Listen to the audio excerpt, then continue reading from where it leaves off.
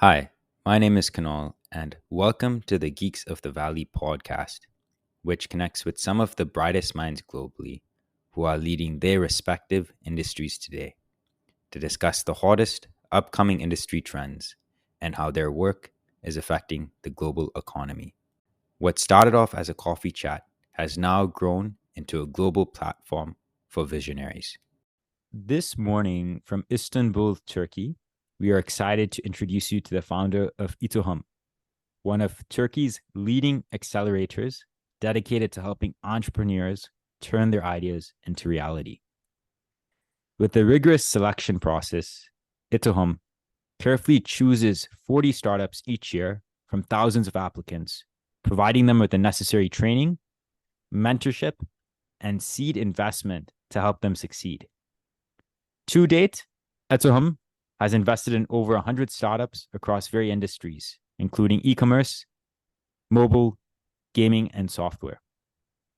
But that's not all. Etohum also hosts the annual Startup Turkey event, bringing together top internet companies and investors in the country to support and celebrate the success of Turkish startups. Join us as we dive into Burak's journey and learn about the impact Etohum is making in the world of entrepreneurship. Please give a warm welcome to Burak Büyükdemir.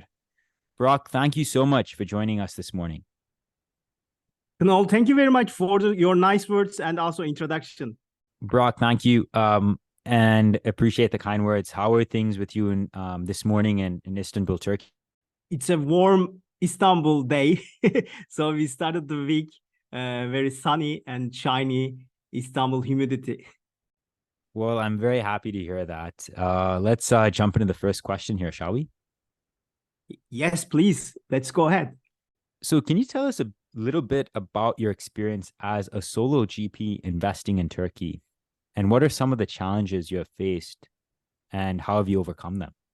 Absolutely. I would love to delve into that. Being a solo general partner is like wearing multitude of hats every day. It's not just about finding those diamonds in the rough. I mean, these startups.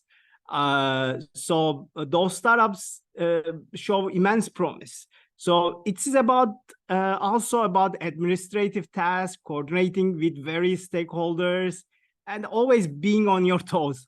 I'm based in Istanbul, but my fund has its sights set on early stage startups all over the globe. So I'm dealing with different time zones, cultures, and markets, which makes the work more exciting and also more challenging. Now, being a pioneer, particularly in the field of dynamic as early stage startup investing, you are always walking into uncharted territories. Back when I started our acceleration program in Turkey in 2008, I was navigating the waters no one had ventured into before. So it's not always a smooth sailing, you know.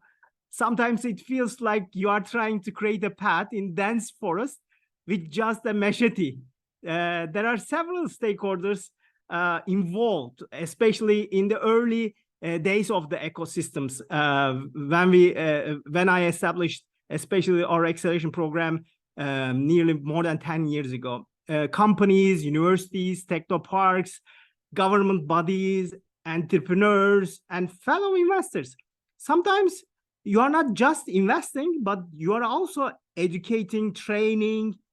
You are bringing all these parties onto the same page, helping them understand the importance and potentials of early investing to the economy, to the country, and aligning their efforts to fuel the growth of startups. Creating a startup is no small feat. It is a slow and gradual process, almost like watching a seed you planted grow into a tree.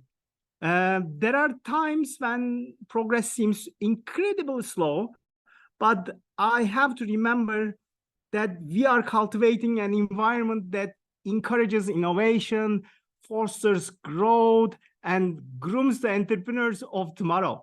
So yes, the challenges are plenty, but so are the rewards. Every hurdle I overcome, every startup I help to elevate, it makes the journey worth it. And Barat, that's a good point. And turning the conversation a bit to, startup Turkey and startup Istanbul, it has been really incredibly successful with a global reach that spans multiple continents. Can you tell us more about the platform and how you have been able to achieve such success, not just from an investment perspective, but also from being part of this amazing accelerator? You bring up a great point, right? Etohum has really made some really exciting investments over the past years. What have been some of those investments till date, and why have they been so compelling to you, coming from that global investor international experience? Absolutely. I will be excited to share the story of Startup Istanbul. I love to listen also startup stories. So I will be very excited to share the Startup Istanbul's journey. I mean, this journey spans more than a decade. I mean, all of the way back to 2008 when I started the first acceleration program in Turkey. Back then, the concept of startup acceleration was pretty new, not only in Turkey, but also all over the world. So I look for the Y Combinator's business model or other acceleration model in different geographies. 2008, I was part-time lecturing in Istanbul Technical University.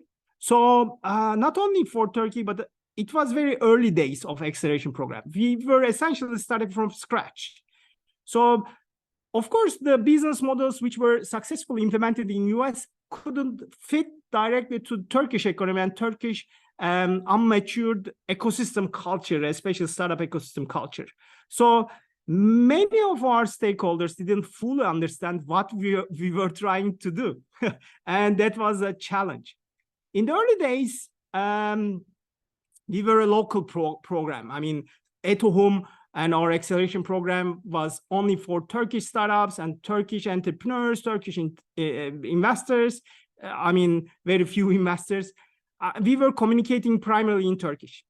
I realized quickly that we were having a path that many other programs in our region would follow. Then something interesting happened, by the way. We started getting a lot of interest from other countries on our demo days. Our demo days was in Turkish, but I mean, there were lots of interest from other countries, from different geographies, from Africa, from Asia, Middle East. So this wasn't something I initially anticipated, but I quickly realized that we were on to something big. It is product market fit by, I mean, it's nature. So I made a decision to invite startups from different parts of the world to join our program. To facilitate this, we switched our primary language to English. It was very difficult because, I mean, even though we have the interest and demand from other countries, the majority of the audience was Turkish. So there was 80% Turkish audience in the demo days and probably 20-15% of startups. And most of the startups were Turkish, but we were speaking English. So this is a challenging times because most of the audience were asking us, why do we speak English? Most of the, audience and the room is in Turkish. So in the first years, it was a really challenge. The simple change opened up so many doors, and also we started seeing influx of international startups because we changed to English, and Istanbul is a natural, historical, and also geographical melting point of many continents. I mean, not like a cliche, but it is natural, easy point to meet East and West. So we used to have this annual gathering of investors in Antalya, Turkey. It's south of Turkey. It's a holiday district, and we used to hold it in February, which is off season, especially in winter time. It is still sunny. Antalya is still sunny. So, which was the initially local gathering of investors and startups. However, as the years passed, the demand from outside of Turkey kept growing in Antalya, but we saw the potential that we have decided to take a giant leap and organize Startup Istanbul events. And we moved our event from Antalya to Istanbul, by the way. And Startup Istanbul was a game changer, not just for us, but for the entire startup ecosystem in Turkey and in the region. And we had renowned investors joining us from different corners of the world. We saw applications from startups spread across more than 100 different countries. Can you imagine that? In last 10 years, more than 200,000 applications were made to our platform. And we had 750 startups pitch on our stage. And at Startup Istanbul, these startups have since raised $260 million after their participation in our events. I mean, this doesn't show that we have a magical wand, but I mean, we were seeing that we were selecting great startups, but Startup Istanbul was an event, so it wasn't the acceleration program. It was gathering lots of investors from Silicon Valley to Europe, London to other geographies. So we weren't investing as an organizer. And this success wasn't overnight. It was a result of 15 years continuous hard work, learning of adapting and pushing forward. And the journey continues. I mean, we are always learning, growing, and pushing the boundaries of what's possible. And the goal is to keep attracting brilliant minds from around the globe and keep fostering an environment that helps them to thrive. So diving into this a bit deeper then, how do you evaluate investment opportunities or potential investments? And what criteria do you use to kind of determine whether a startup is a good fit for your portfolio in a sense? I mean, great question. My approach to evaluating potential investments combines fast, intuitive thinking with slow and analytical thinking, inspired by the concepts presented Daniel Kahneman's Thinking Fast and Slow. Probably you have read the book. In the book, System 1 is described by Kahneman is our fast, automatic, and intuitive mode of thought.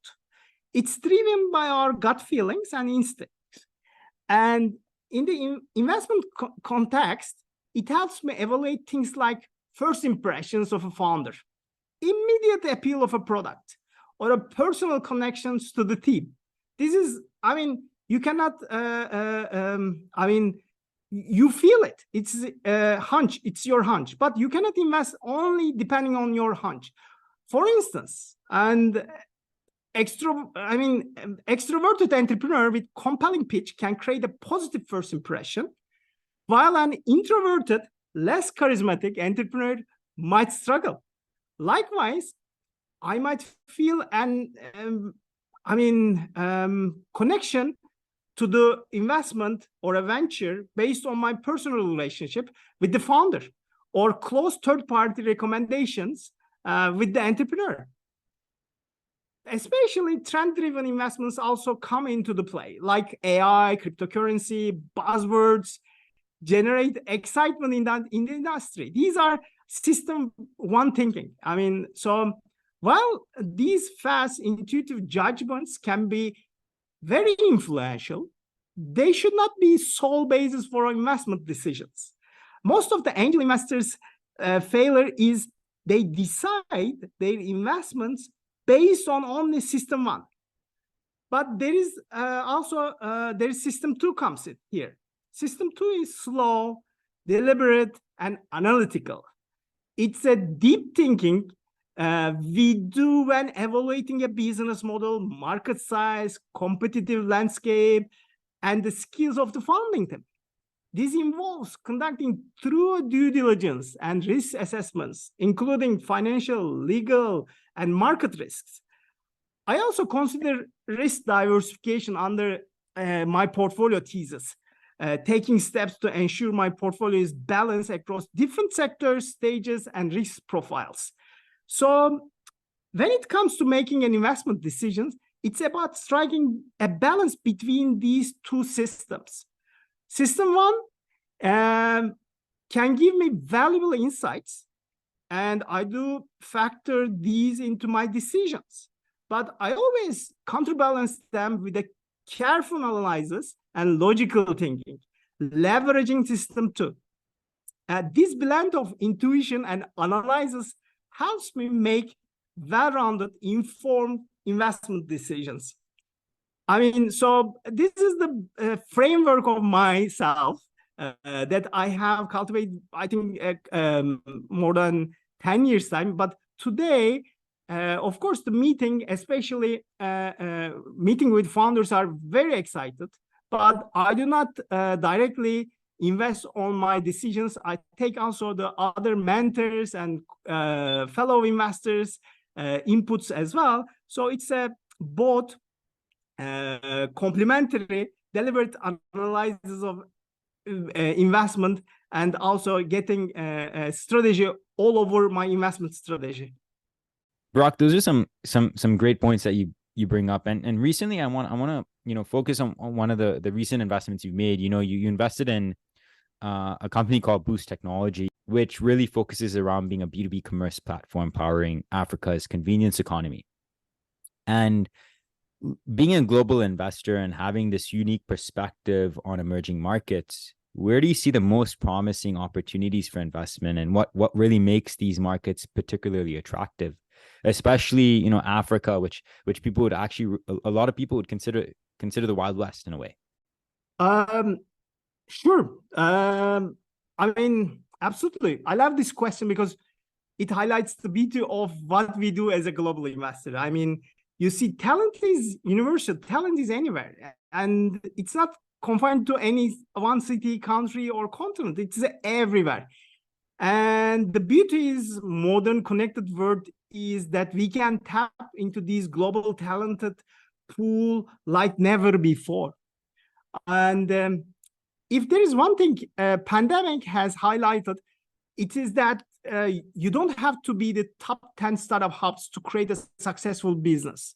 Sure, places like San Francisco, Boston, Berlin have historically been at the forefront, and we are now seeing a shift.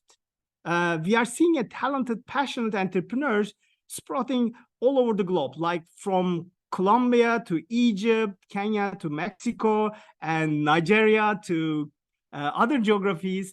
These new generation entrepreneurs are not just chasing local success, they're aiming for stars. So they're thinking globally, not a just local country perspective. Of course, the Boost technology has a different story and journey, by the way. I am proud that I have the chance to meet with Mike, the founder of Boost Technologies. He's a great entrepreneur, by the way. He's a great founder. The internet has made knowledge easy accessible and leveling the playing field in many ways. And so these entrepreneurs are learning fast and moving quickly in our emerging markets and developing markets. There has been a remarkable change over the last couple of decades. Previously, we had seen clusters of activities where investing was happening, and those clusters are still there. But we are also seeing a vibrant startup ecosystem blossoming in developing world. As you mentioned, Africa, Asia, Latin America.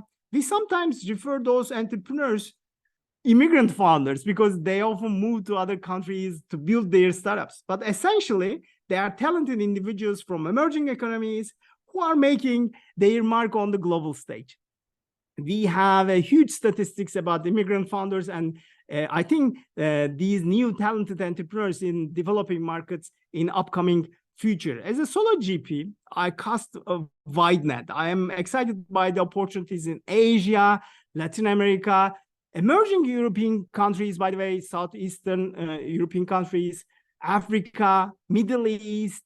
I truly believe that some of the greatest startups of next decade will emerge from these regions. These are the new diamond mines of global entrepreneurship, and I cannot wait to see what they will produce. To wrap up a call with kind of the last question of the day, taking a step back, given the current global economic climate, what advice would you give to entrepreneurs who are looking to raise capital for their startups? Certainly. The current global economic climate presents its own unique set of challenges for entrepreneurs. It might be a little tougher to raise capital, but I firmly believe the resilience, adaptability, innovation thrive in such times. We have seen in 2008, 2000s. So my advice to entrepreneurs looking to raise capital is to get back to their basics. focus on building a strong, sustainable business model. It's essential to work hard on achieving product market fits. And that's the magical moment when you know that your product truly resonates with your target audience. Investors are always on lookout for these startups that have a clear understanding of their market and have effectively tuned their products or services to meet the needs of their customers. Building a positive and resilient startup culture is equally important. A great culture can help you navigate through challenging times. It's about having a team that shares a common vision and willing to go extra mile to achieve it. It's about fostering an environment where creativity thrives and where everyone feels valued and where challenges are seen opportunities for growth. These can be a cliche, but it is true. Remember, the resources may be scarce, and scarcity can often be a crucible for innovation. Some of the most successful companies were born during tough times. I mean, 2008 is the example of it. And 2000s, I mean, dot-com crisis and the financial crisis, we have seen lots of companies has come through that. Also, new business models. They were successful because they knew how to make the most of what they had. And more importantly, they offered something that was truly valuable to their customers. Also, in my point of view, keep an open mind where funding could come from. Traditional routes might be tougher in these times, but new ones are opening up. I mean, you can look for funding from your friends and family rounds or customers, crowdfunding, or other powerful tool to raise capital. Also validate your product or idea in the market. I mean, finally, lastly, perseverance is the key. I mean, keep pushing, keep iterating on your product, keep talking to your customers. And remember, the startups that come out strong on the other side of these challenging times are the ones that are likely to attract more investors and achieve long-term success. So finally, stay focused, be resilient, and keep moving forward. Truly well said, Burak. And for people out there who are interested in catching a cup of coffee with you or connecting with you for a call, Burak, what would be the best point of contact? I'm very effective on email, by the way. I have a zero inbox. So burak@startupistanbul.com, my email address. They can reach me directly. I will be happy to get a coffee and connect with them and talk with them with their journeys and potentials. Burak, it was a pleasure having you on Geeks of the Valley, and thank you so much for joining us today. Kunal, thank you very much for hosting me on this great podcast. I'm looking forward to meet as soon as we are in the same city.